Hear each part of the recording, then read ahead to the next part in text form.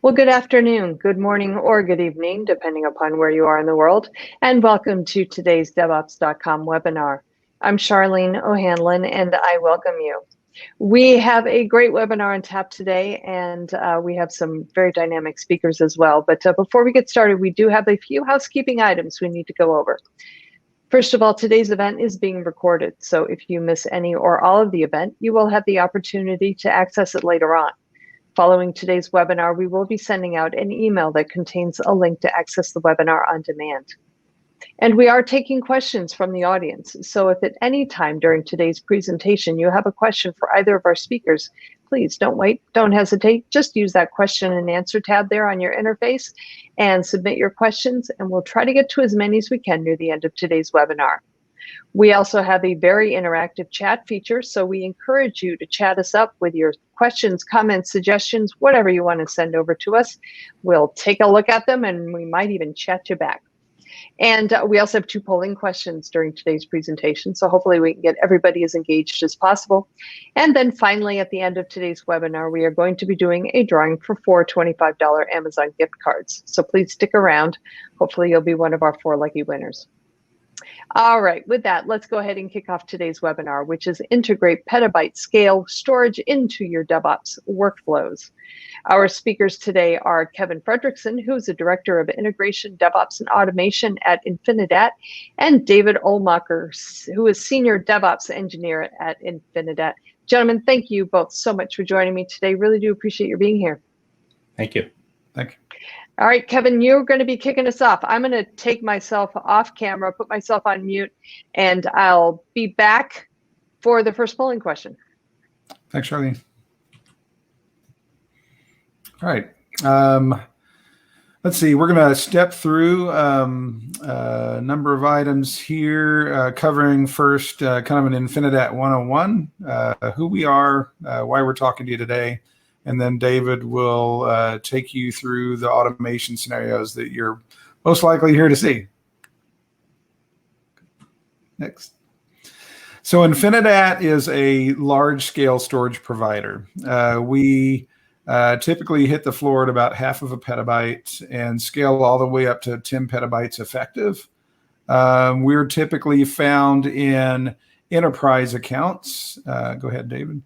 Enterprise accounts running these, bread and butter apps that are data intensive, mission critical, performance critical type applications. We've been around since 2011, and have been consistently getting year after year Gartner highest reviews. So the willingness to recommend has been one of our claims to fame here. And we are the only private company that has been ranked as a leader in the Magic Quadrant. Our value proposition is around scale, availability, performance, and total cost of ownership.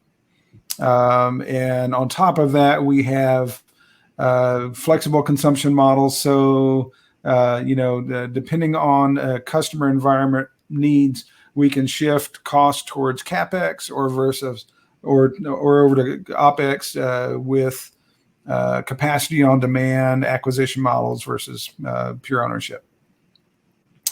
And then finally, the key competitors in our space are, of course, the Dell EMC, IBM, HP, and Hitachi. All right, go ahead and hit the next one, David. The topology of our platform is very similar to a scale-out storage environment. If you've built one of these, we have a 3-node cluster that's lashed together with InfiniBands. So we have very high performance, high throughput, low latency communication between our nodes. All of those nodes have access to a back end that goes up to 4 petabytes of physical storage. And the back end of our system is our persistence layer. Whereas we have a cache layer up in the nodes up to 3 terabytes of RAM and 368 terabytes of solid state storage. And our claim to fame, or the differentiator for the Infinidat technology, is simply that we are to storage as Google is to search. And that comparison is actually a lot closer than it might sound on the surface. We're literally using try algorithms to associate blocks of data together. So just like in a Google search, as you start typing a term, and the more you type, the more accurately it predicts, the algorithms predict where you're going with your information search. The exact same approach is what we're taking for storage. It's one of our key patents. As you access blocks of storage, our system using metadata in this tri-tree will accurately predict what you're most likely going after and make sure that it's resident in cache. And so with that approach, we are able to consistently deliver flash performance, although we're using nearline devices as a persistence layer. We also support the use of flash at that persistence layer as well, so that if a customer environment has critical, never more than a millisecond type requirements, we can also deliver on that. Next, David. The final. I'm sorry. So the life cycle of an I/O inside of our system, and one of the key pieces to making nearline work at high performance, is the way that we manage our cache. So when writes come in, they first go to DRAM. They're replicated to alternate nodes, and in the moment that the data is redundant, the write is acknowledged to the host. And that is typically in the neighborhood of 500 microseconds. We can absorb random writes all day long at 500 microsecond latency because disk never becomes a bottleneck on D-stage. And this is because we D-stage in a sequential fashion. Now, we also consider temporal locality of writes, meaning data that is written together will get persisted together in a sequential fashion in the back end. And that alone results in a high degree of accuracy when we go to retrieve back into the cache from the back end. But on top of that, we do housekeeping that uses the statistics that we're gathering to rearrange and to ensure that we minimize random access to that back end. All in all, that allows us to achieve in the high 90% of cache hits, meaning that we're rarely going to that back end. If we do, it's in a sequential fashion, and so we get extremely high performance. Let's see. That's probably all we need to cover on this slide. Go ahead, David. Next. The next part of our technology that's a key differentiator is our snapshot technology. And because of this tree approach, tri-data structure approach that we're taking, our volumes are all simply a container of block pointers. And so a snapshot is literally it's a zero performance impact. And we can have hundreds of thousands of snapshots without performance impact. And so with this model, we can aggressively use, or a customer can aggressively use snapshots for data protection. We have one customer that is carrying 89,000 immutable snapshots. And what they're doing is they're protecting from ransomware attack. It's a customer that got hit before with a ransomware attack. And so their model now is they'll take snapshots of all their critical databases every 15 minutes. Those are immutable for the first 24 hours of their life. And then they will retain those even longer for just standard backup recovery uses. So these approaches make us a really good fit for the containerized infrastructure that David's going to talk about now. All right, poll question time. Sorry, I was on mute. Sorry about that. First polling question going out right now. The question is, are you using container storage today? You can choose from a number of one. The one is no, and I don't plan to. No, but it's on my radar. Yes, in dev, test, non-production, or yes, in production. The polling question is should be on your screen. It's also in the polls tab under the open category, so you can go ahead and make your choice. I'm going to leave the polling question open, and David, we can circle back in a minute or two and take a look at the poll results if that's okay with you. Okay.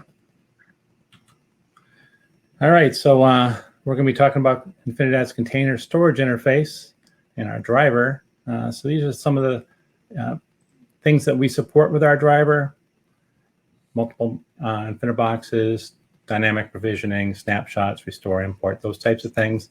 We also support various interfaces: fiber channel, iSCSI, NFS, NFS tree queues, and we can deploy in 2 different ways. You can use, even 3 really, but we have a Helm chart that you can use Helm to deploy it with. You can just use your own deployment method, whatever that is, right from the image. Or you can use the OpenShift operator, and the OpenShift operator is what we're going to be showing today in our demonstrations.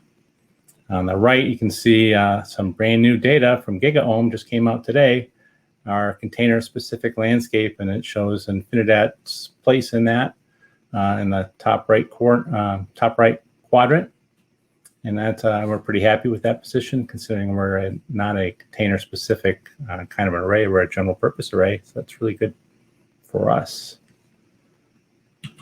All right, so these are the tools we're going to be using today, and we are using in our development in code-ready container. These are all Redhat tools. Code-ready containers, CRC. That's a VM that we're using to set up a OpenShift cluster for development. It's a little bit like MiniShift, I guess the replacement for that. It's a VM-based solution. We're using the operator SDK. We're using that to build our operator into a bundle that we can deploy. And then we're using the operator lifecycle manager, OLM, to manage that and deploy it. And that's something that our customers can use to use our CSI driver. And here's some of the hardware that we're using. Of course, there's an InfiniBox, iBox 1521. And then there's 2 bare metal machines, IO835. That's where we're doing our Go development.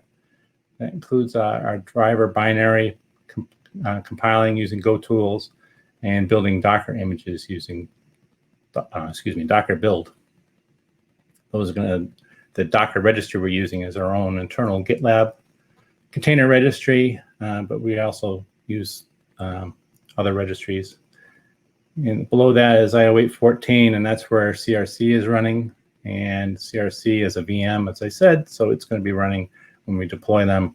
Our CSI driver pods, there's 2 of them. There's a node daemon set pod and a stateful set. The node daemon set is what's going to be would be running on all the most of the worker nodes in the cluster, and be doing things like mounting volumes and iSCSI operations on a particular node for a VM, for a container running on that node. And then the driver part is more for communicating with Kubernetes and doing the watches and looking for what it needs to be done. We're using makefiles for the CRC operations. We're using makefiles to configure CRC deploys and undeploys. We're using the operator SDK for building our bundle, and then we're deploying that bundle. With that, we're also using Ansible. So we have test beds to deploy and test our CSI driver and put workloads on it. We're running that through makefiles, but there's playbooks and roles. We're going to talk about how those work. And at the very end, and we're using it during the demo too, but at the very end, we'll talk about our Infinidat Ansible collection, which is our custom modules that extend Ansible to work with an InfiniBox. There's 10 modules, and we'll see what those are in a minute. So maybe we should look at so time for polls. Yeah, sure. We can go ahead and take a look at the results of the first poll. The question was, are you using container storage today? 50% of you actually said yes in dev, test, or non-production environments. And then we had 36% who said no, but it's on my radar. And then 7% each said either yes in production or no, and I don't plan to. Interesting. Yeah, very interesting. Yeah. Right. So as I said, we're automating the building of our CSI driver. We're using a makefile to build our Golang. Our driver using Go. It's written in Go language, and build our Docker images and push up to our GitLab Docker registry. And then our CSI driver itself is Helm-based. I think I mentioned this already. And even the operator bundle is still a Helm-based operator. It's one of the 3 different ways you can do it that I know about. And it's using the operator SDK. So while we're showing our CSI development tool chain and we're demonstrating that, I think there's still quite a few things that we're doing that could be used by customers to automate their application development workloads, especially setting up and tearing down test beds to test their applications and to even deploy their applications. So hopefully people will find this useful for their own development environments and production environments. All right, so the first demo, let's do that. Switch over to a command line. So on the right side, we have a makefile that I'm going to talk about in a minute. And on the top left side, I have some resources, but of course there are none right now. Actually, I got to get in the right window. Still, there's a makefile on the right-hand side, and on the left, I'm going to run a command to actually build and push up to our GitLab registry our Go binary and Docker image. So it's really quick. This isn't going to be too complicated because it's all automated, and this is all about automation. But you can see if I scroll up here, right at the top, I ran go build. It built, there was no changes, but it built our CSI driver. And then I ran Docker build, and then I ran through the Docker build steps. And then down below, I successfully tagged it. Then I logged into our Docker registry, which is GitLab, git.infinidat.com. That's our container registry. And then our login succeeded, and we pushed. So how did that all work? On the right-hand side, and I ran, let me just show you. This is the command I ran. This is the recipe on line 90 at the very top.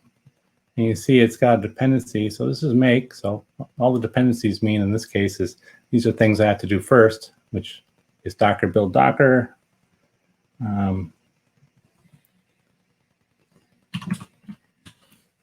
There is Docker build Docker, and it too has a dependency build. So before I can build the Docker image, I need to run build. And build is what's going to build my binary.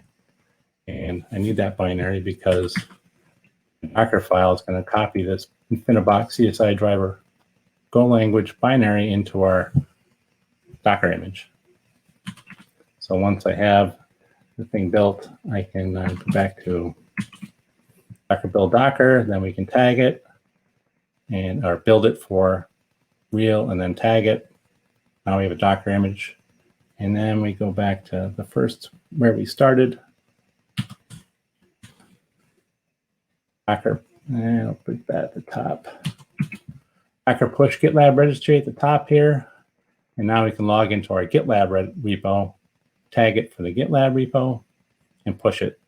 So now it's available in GitLab, and we can use it for the next step. The next step is to build our bundle.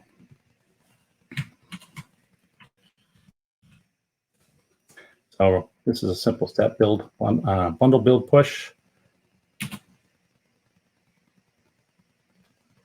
And it's quick again. Up here on the top right, here's my recipe for the build. All it's really doing is using the the CRC and the operator SDK makefile and running bundle build, and bundle push. So it's CDing into that directory, setting the right version and image base, and that includes the GitLab where to get things from, and then runs those 3 tasks. So it's really quick. And that's it for that demo.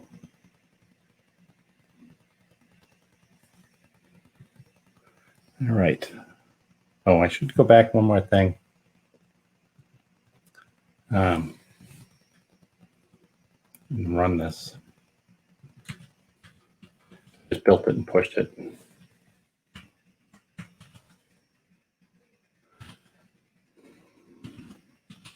Deploy. On the top left corner, we can see resources on my cluster. There's nothing there right now. But we're deploying our operator we just built.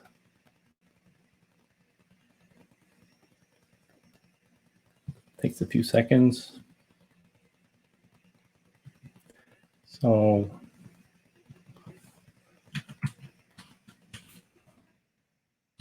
get up to the top.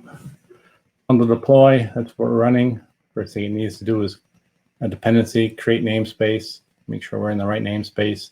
And then again, it's going to run inside of our project directory, our operator SDK run bundle. So now it's running the bundle. So it's going to deploy that operator. Still going. And once that's done, you'll CD back to where it started from, right here. And we'll run CSI driver deploy. And it's going to do all that for us. So it's completed this recipe, bundle deploy, but it's still running. Not quite done yet. Kubernetes is working on it. OpenShift. And there we go. Container creating. So we have our driver and our node. Those are both pieces of our CSI driver. There's a stateful set and a daemon set.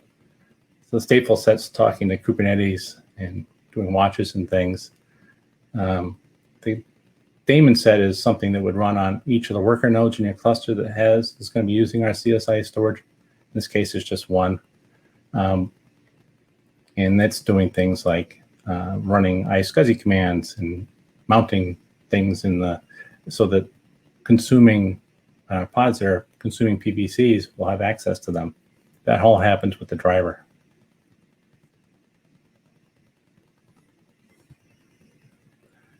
All right. So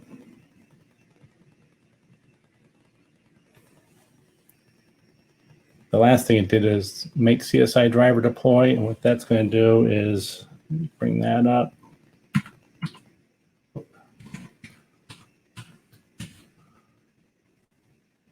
You see it's going to apply this file that's created, and this is part of the operator SDK has generated this for me. Let's take a look at that.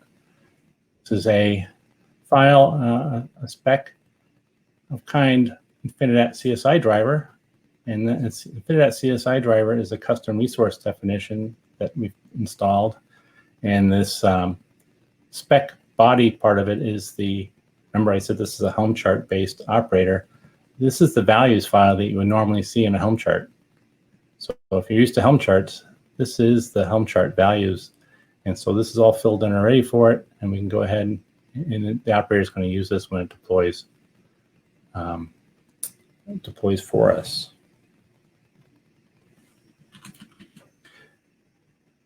And then the other thing is on line 50 and 51, since this is a CSI driver, it needs privileges. It needs to run as root because it's doing things like mounting directories and running iSCSI commands. And so it needs privileges. And so this is providing those privileges for the driver and for the node objects in our cluster. All right. So everything's running. 505 for the sample for the driver and 202 for the nodes. That's looking good. And we can move on to the next part of the presentation.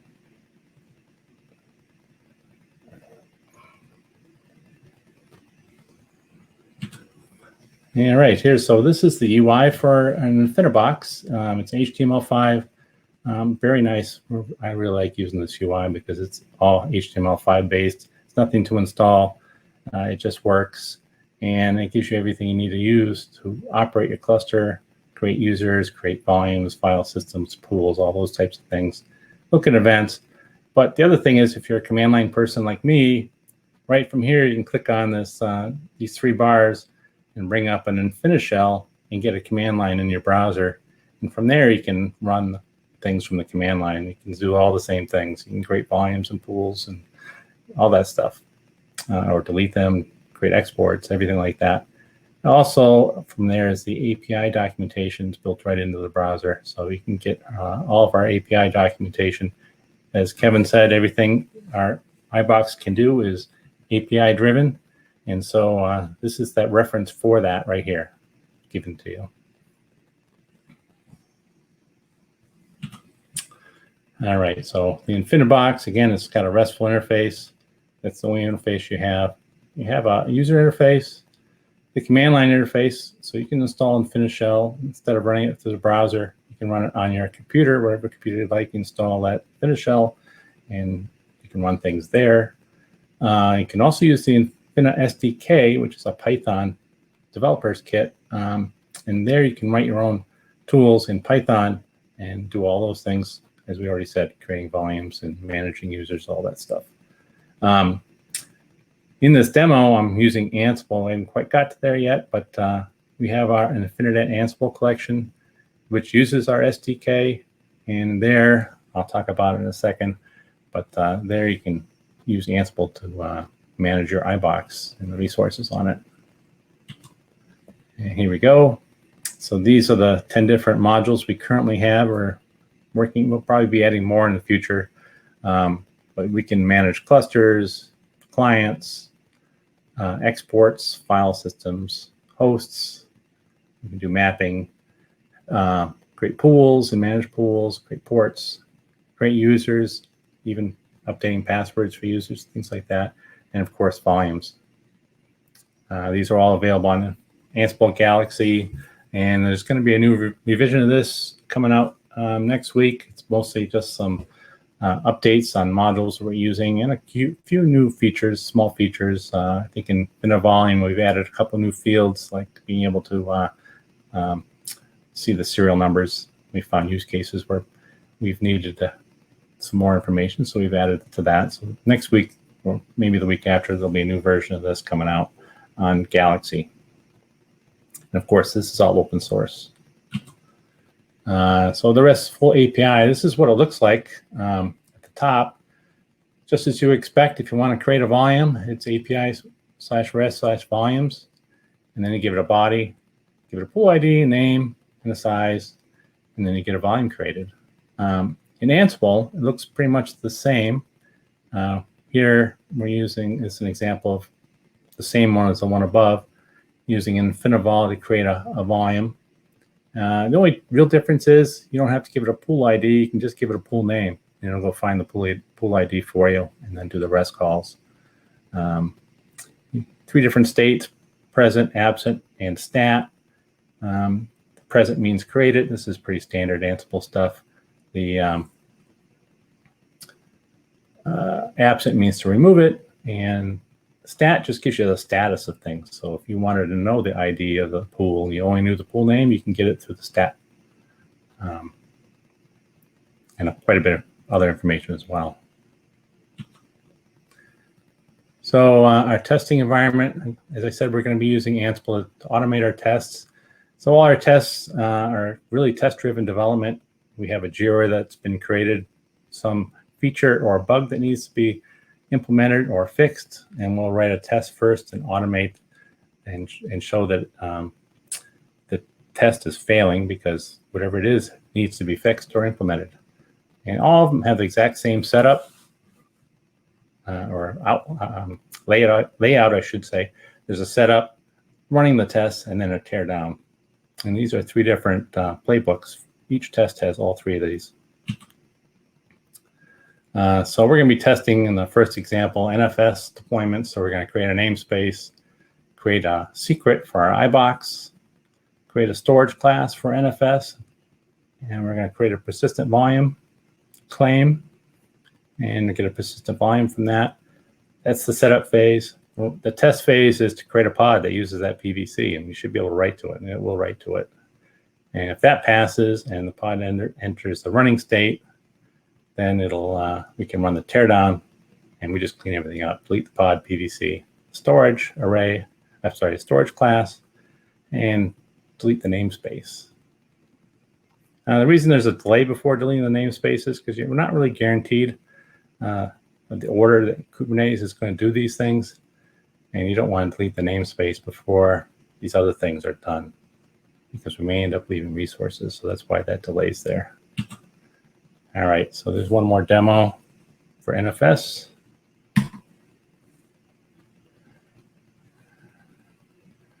All right. So again, we still have our operator running, and our CSI drivers are running. And this time we're going to be running this test called PSDev 768. So let's do test PSDev 768 setup. So it tells you a little description and a JIRA number of what is being tested. This one's a little simple. As I said, it's just testing NFS. And this is running on the, we have an inventory of testers. There's a group called testers, and there's one machine in the testers group called CRC, because that's where this is running. The playbook itself is running on IO814, but like I said, it's using the CRC host to run the tests. So we've created some resources, a secret, a storage class for NFS, and that PVC. We define them first. That made files. Those files came from a template. And then we actually use those files to create resources in the cluster, and then we're done. All right. So the next thing is to run tests. And I don't actually run these this way. We'll see later. It is faster way to run these.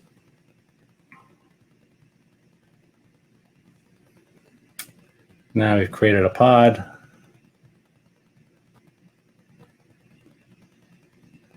And we're waiting for that pod to enter the running state. So that's what we're waiting on right now. So let me go to this top left window and zoom it, and then we can see what's going on. There's our storage class, the volume, PVC for this volume, for this pod, and just entered the running state. So there's our pod running and using that volume. If we go to logs, I'm not going to go too much detail on this, but you can see things like this is the node part of our CSI driver. Didn't have that mount point. It created it and it mounted it. And it gave it to, it mounted it in a place that the pod that needs it can use it as a volume.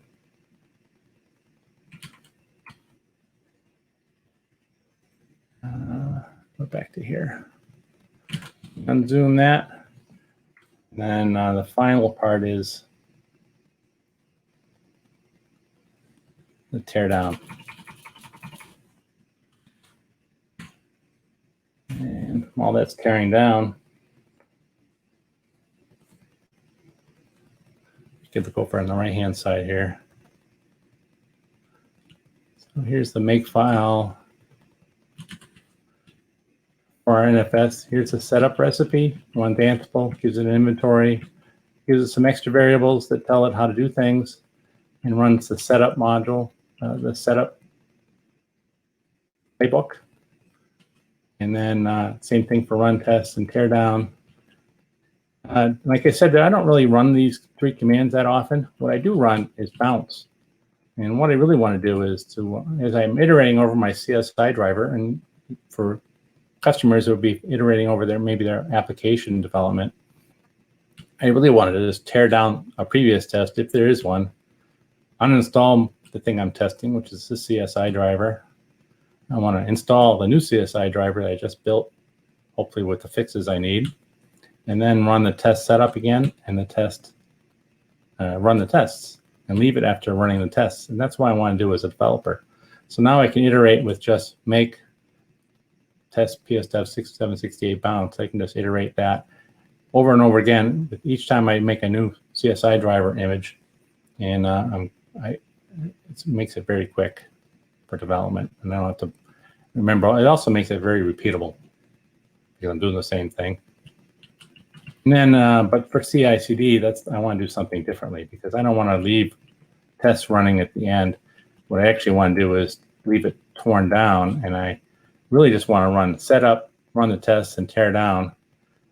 But I want to make it cleaner than that. I want to run a CSI driver install, run the tests on this brand new CSI driver installation, and do an uninstall for the CSI driver. And then for going for the gusto here, the last thing is I don't want to do this just on one version of Kubernetes. I want to do this on multiple versions of Kubernetes. So that's what this thing does, is it'll install 117 Kubernetes, do all the CSI drive tests for 768 at least, uninstall it and do 118 and repeat through each version of Kubernetes, all automated. So I don't have to do it myself. And at the end, leave Kubernetes uninstalled and everything's nice and clean. So here are the setup playbooks. They don't do anything except they set up a behavior. So in Ansible, if you're familiar with Ansible, there's a role that has a main.yaml, and you can't really check, you can't choose any other task file other than main.yaml. So what I did was I just create a main.yaml that looks for a behavior, and if the behavior is set up, I could show that in one of the slides, but if the behavior is set up, it'll call the setup playbook.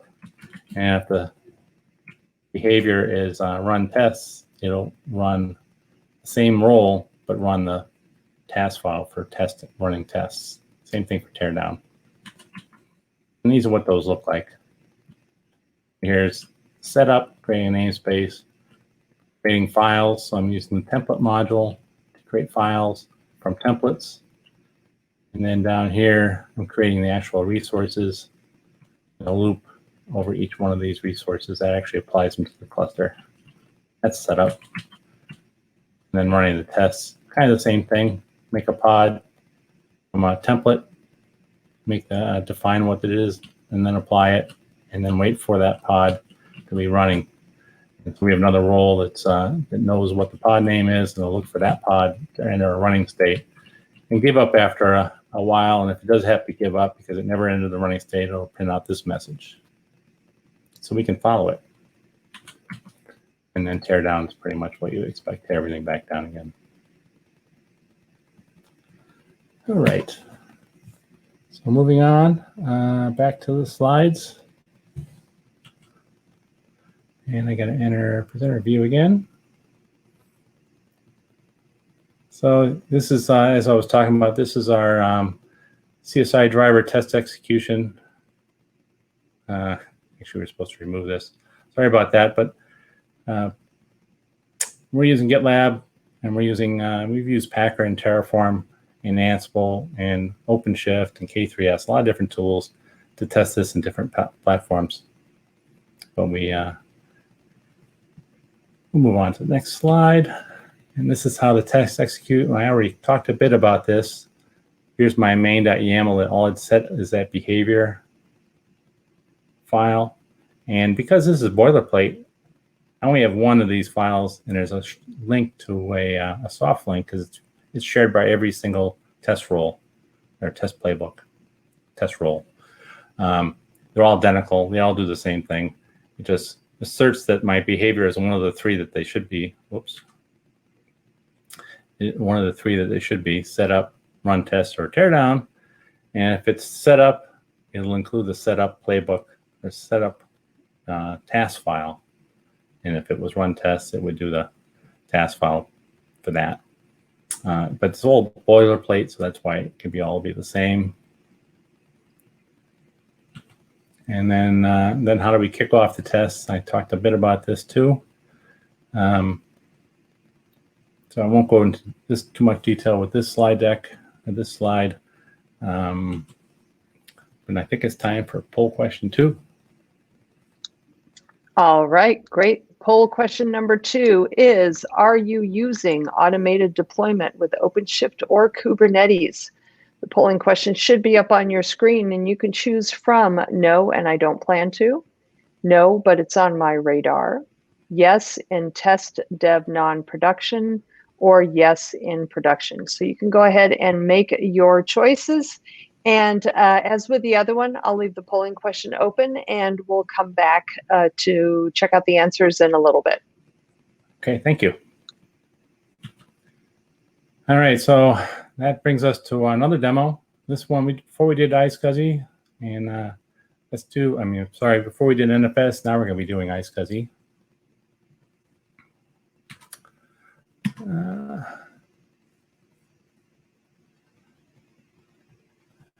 Back to our terminal. And you see I ran the, for NFS, I ran the teardown 768. And so our pod is gone and our resources are gone. So, but our driver is still running and our operator is still running. So let's go on to the next test. This is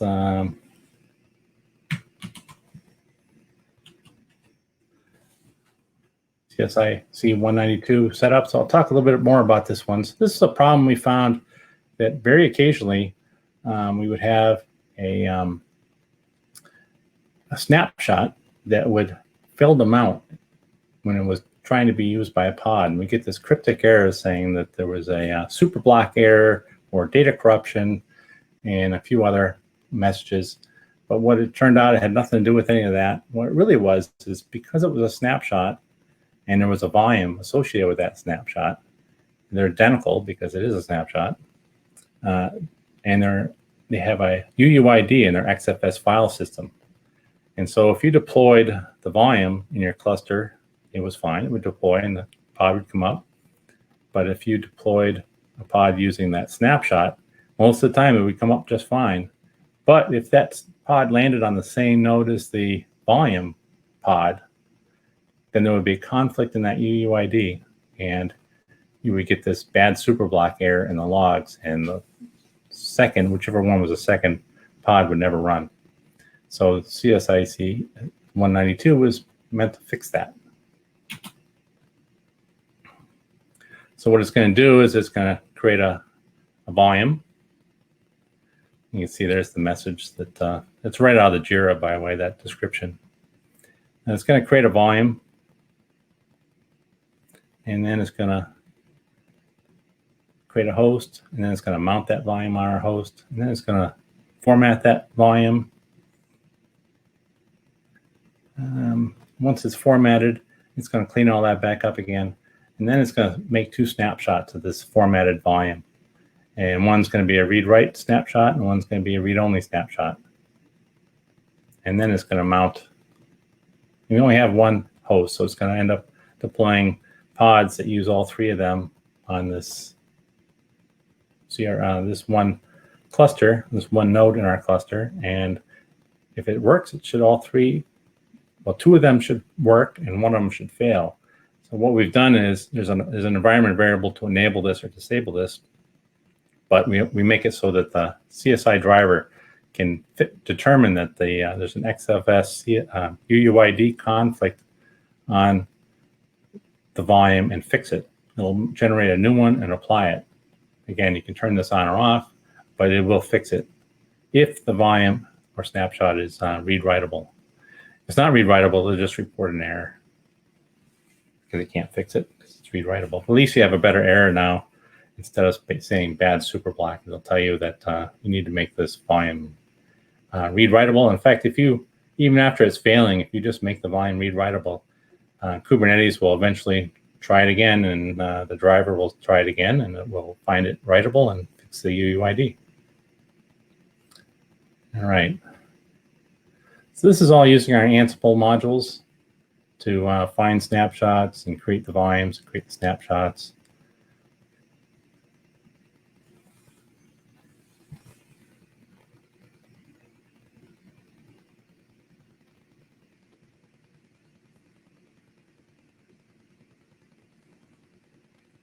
Let me zoom on this so we can see it a little bit better.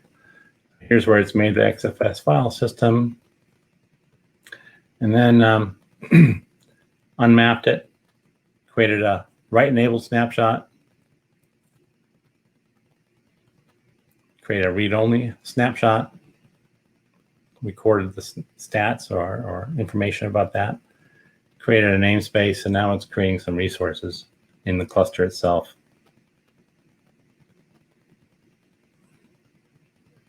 So we created a secret storage class for iSCSI, created a PV, if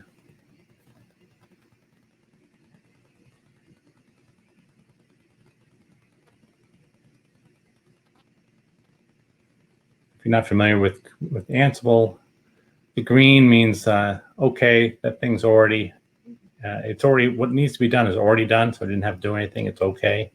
But if it's yellow, it means I had to change something. Either way, it's correct. If it turns red, that's not correct. That means it failed. So there, it deployed all those resources. And if we look up here, see now we have persistent volumes for 3 different names: read-only snapshot, which is the read-writable one, and a volume, claims for those, and nothing else. Well, there's a storage class, but we have no pods yet. We haven't run the test yet. So let's run the test. As always, let's run tests. iSCSI only.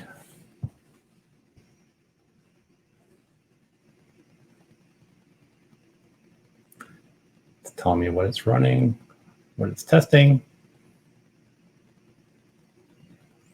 Again, it's making files from templates. It's one of the nice things about using Ansible.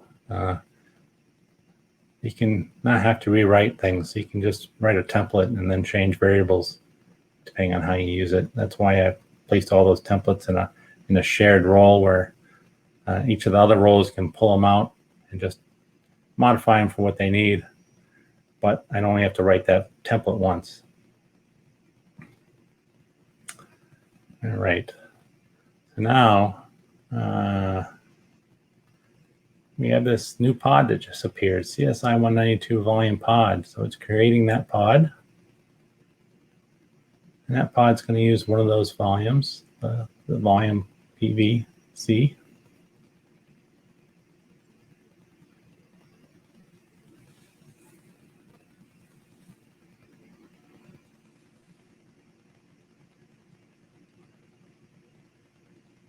And then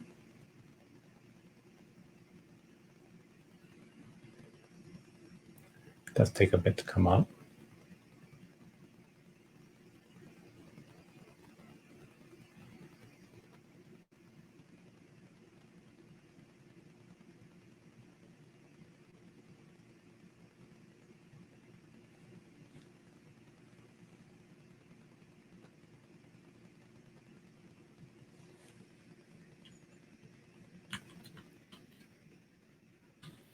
There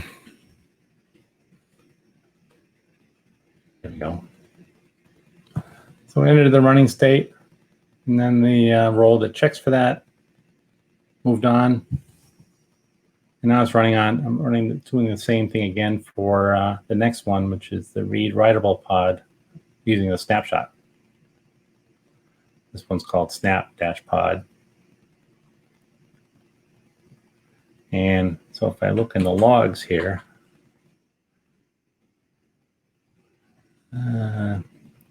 you should see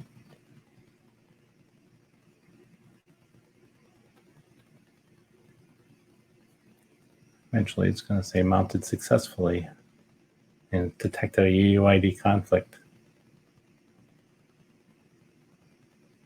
But because this volume is read-writable, the snapshot, it can fix it.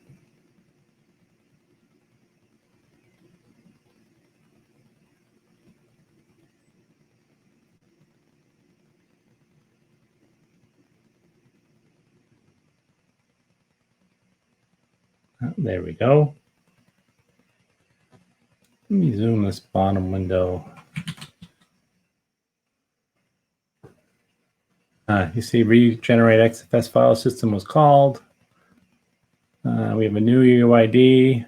We set this variable set to yes, so this is enabled, and it updated the device. And then now it's able to mount it successfully, and everything succeeded.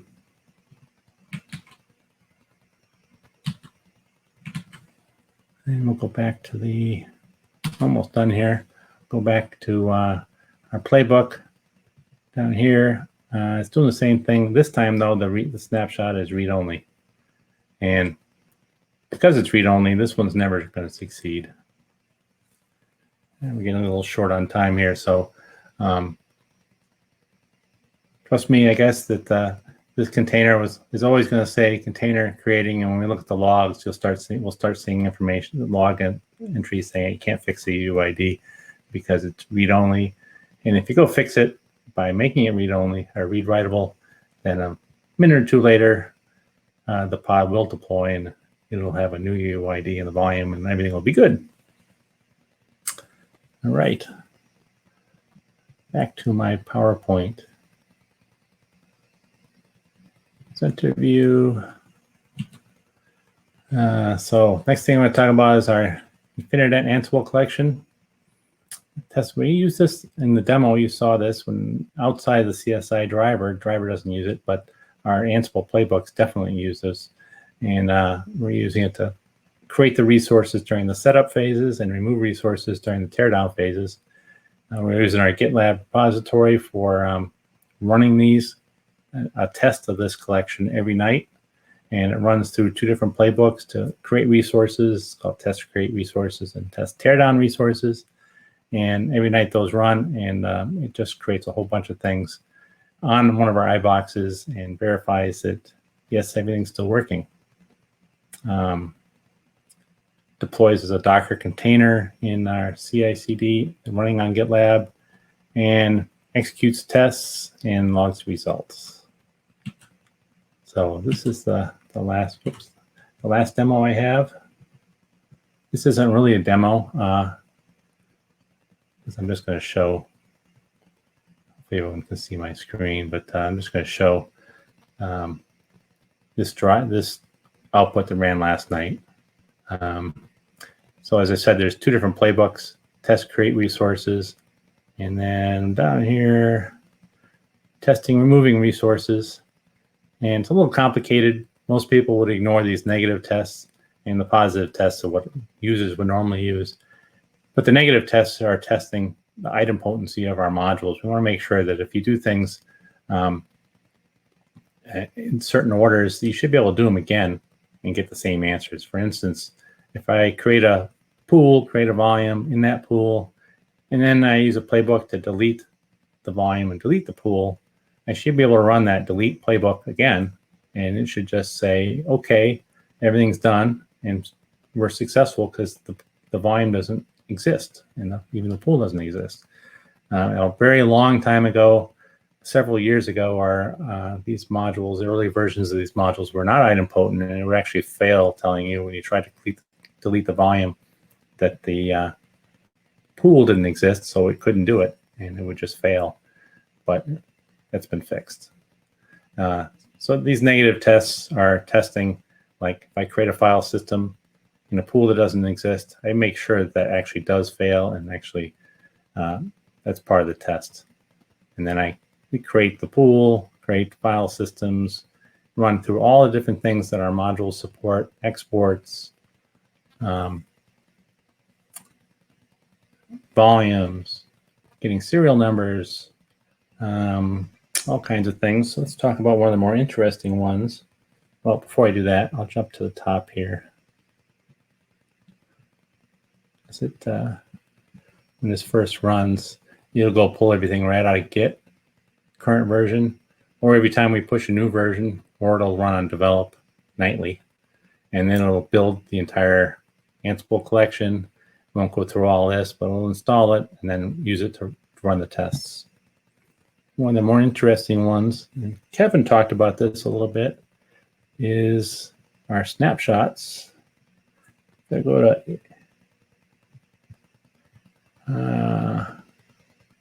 here we go. If I go to 827, create and lock a snapshot for 2 minutes. So this is where we're testing that our module can create a snapshot from a volume and lock it for 2 minutes. And then we test some other things. We test that now that I have a lock, can I extend the lock? I want to make it 3 minutes. So a test that you can do that. And then here's where a negative test where we test something that should fail. The playbook requires it to fail. We attempt to extend the lock on a snapshot that does not exist. That one's not so interesting. Here we try to create a snapshot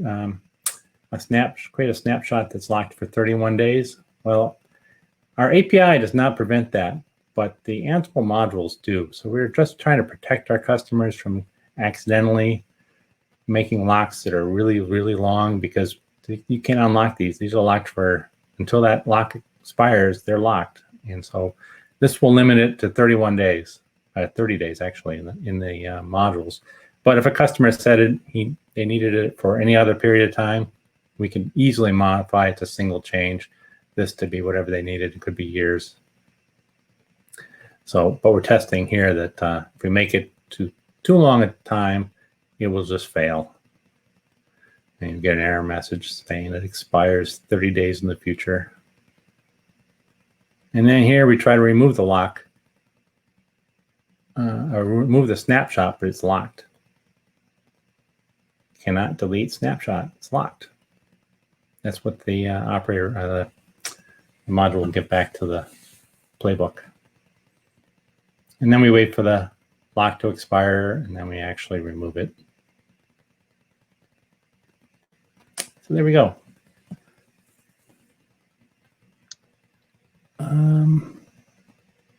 Back to the, any questions and answers? Yeah, Well, so Dave, we have poll results. yeah, too, right? we do have the poll results. Yeah, let's go ahead and go over those. And then unfortunately, we're not going to have time for question and answer, but I do see that Kevin has been answering some questions on the back end. So, but let's go ahead and take a look at the poll, the results of the poll.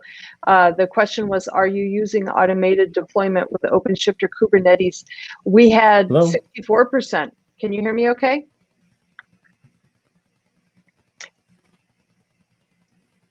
All right, David, I'm not sure if you can hear me, but we are, or what just happened to my screen? My screen just blew up on me and I cannot see the rest of the screen. I'm going to go ahead and stop screen sharing and see if that helps. I can hear you. I mean, Yeah, we can hear you. You can hear me? Okay. did the All same right, thing to great. me. Yeah, I'm not sure what happened, but yeah, so the question looks like 64% said that they are not using automated deployment with OpenShift or Kubernetes, and 27% said yes in dev test non-production. 9% said that they are using it in production. So let's see. Okay, so we are about 2 minutes to the top of the hour. So as I said before, I don't think we're going to have time. We don't have time for question and answer period.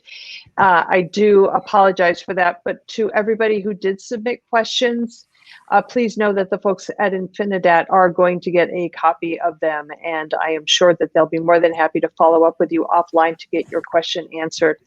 Also, a quick reminder that today's event has been recorded, so if you missed any or all of the event, or if you just want to watch it again, you'll have the opportunity to do so. We will be sending out an email that contains a link to access the webinar on demand. The webinar will also be living on the devops.com website, so you can go look for it there. Just go to devops.com/webinars and look in the on-demand section, and it should be right there waiting for you. Okay, real quick before we close things out, the winners, the winners of the 4 $25 Amazon gift cards are Mike L, Gary R, Richard R, and Anthony L. Interesting, L's and R's today.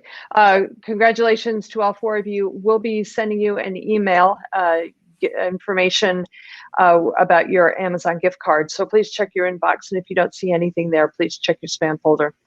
David, if you can hear me, and Kevin, thank you both for a great presentation. Good stuff all the way around. And also want to thank the audience for joining me today. This is Charlene O'Hanlon, and I am signing off. Have a great day, everybody, and please stay safe.